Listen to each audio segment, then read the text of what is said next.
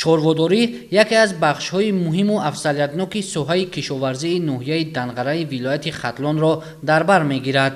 Дар ноҳияи Данғара ҷиҳати зиёд намудани истеҳсоли гӯшту шир ва таъмини бозорҳои ноҳия, вилоят ва шаҳри Душанбе дар маҷмӯъ ҷумҳурӣ сол ба сол саршумори чорвои калони шохдор ва майда ба маротиб зиёд карда мешавад. ба ҳолати моҳҳои январ-декабри соли 2019 саршумори чорвои калони шохдор дар ноҳияи Данғара қариб 71 000 сарро ташкил медиҳад ки ин назар ба соли 2018 қариб 2000 сар бештар аст. дар ноҳияи Данғара шароити зиёд намудани саршумори чорво, ташкили фермаҳои чорвопарварӣ мавҷуд буда, ҳоло ин имкониятҳо пурсамар истифода карда мешаванд. чорводорони ноҳия дар фермаҳои чорвопарварӣ буқаҳои зотии гӯштиро нигоҳубин карда, аз ҳисоби онҳо дар баробари таъмини сокинони ноҳия ва вилоят бо гӯшт ҳамзамон бозорҳои шаҳри Душанберо бо ин намуди маҳсулот таъмин менамоянд. чорвопарварон таъкид медоранд ки як сар чорвои сермаҳсули гӯштӣ аз 3 сар зоти маҳаллӣ беҳтар аст. дар нуқтаҳои махсуси фурӯши гӯшт ки аз ҷониби чорвопарварони ноҳияи Данғара дар бозорҳои шаҳри Душанбе ташкил карда шудааст, имконият медиҳад ки сокинони мамлакат бо гӯшти босифат ва бо нархҳои дастрас таъмин карда шаванд. сол ба сол дар ноҳияи Данғара соҳаи чорводорӣ рушд карда истодааст. чанд сол мешавад ки бо чорводорӣ машғулем.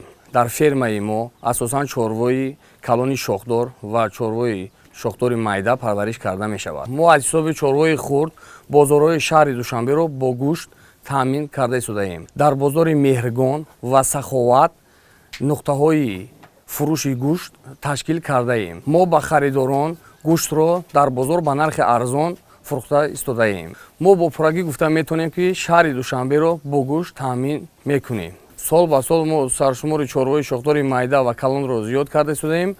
طبق معلومات عمومی سرشمار گوسفند و بز 401,228 سر بوده در مقایسه به همین دوره سال گذشته افزایش یافته است که این از رشد ساحه بیمیلان چاروداری در ناحیه درک می‌دهد. باید گفت که ناحیه دنغره اقتدار بزرگ استحصال همه گونه محصولات کشاورزی از جمله چاروداری را دارا میباشد. موجود بودن زمین‌های تعیینات خوراک درشت چاروا و علف‌های طبیعی خودروی تل و تپه‌های دامن پهن کرده حدود ناحیه دنغره امکان می‌دهد که چاروداران با خوراک چاروا پوره دسترسی داشته باشند. در برابر این امکان تامین کردن دیگر ناحیه‌ها را با تایبند و کاه را نیز دارا میباشند. وضع تامینات بازارهای حدود ناحیه ولایت و شهر دوشنبه با گوشت از حساب چاروداران ناحیه دنغره سال به سال افزایش یافته در این سمت مشکلی وجود ندارد. نتیجه این است که استحصال گوشت در ناحیه هر سال زیاد کرده شده. از فیض و برکت چاروداران ناحیه ساکنان دیگر شهر و ناحیه ها از جمله پایتخت مملکت با این نمود محصولات سرطلبات بهره‌ور می‌گردند. معلومات عمومی نشان می‌دهد که اگر سال 2018 در ناحیه دنغره 13486 تن گوشت خوش‌صفت استحصال شده باشد، این رقم در سال 2019 افزایش یافته 14118 تن را تشکیل داده است. باید ذکر نمود که دنغره ناحیه پرفیض و برکت بوده. در روزهای وزنین چند ساله پیش با اقتدار و نیروی بزرگ استحصالی توانسته است که میلیون ها نفر شهروندان مملکت را با محصولات کشاورزی تامین نماید. در زمان صاحب استقلالی مملکت اقتدار استحصالی ناحیه اوازدار اگراری دنغره دوچند افزایش یافته. در ساحه چاروداری نتیجه های نظررس به دست آورده شده است. یک برابر زیاد سرشمار چاروای کلان شاخدار و میده در دست اهالی می باشد که آنها نیز در استحصال گوشت و شیر نقش مؤثر میگذارند.